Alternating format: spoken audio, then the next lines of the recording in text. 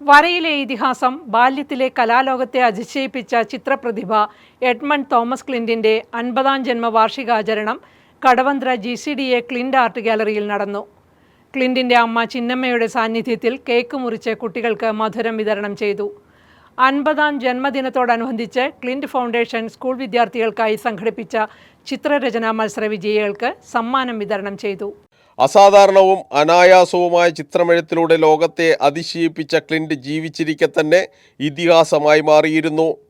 കണ്ണിലുടക്കിയതെല്ലാം ചിത്രമായി എഴുതിയ ക്ലിന്റ് സംസ്ഥാന തലത്തിൽ നിരവധി മത്സരങ്ങളിൽ ഒന്നാമനായി.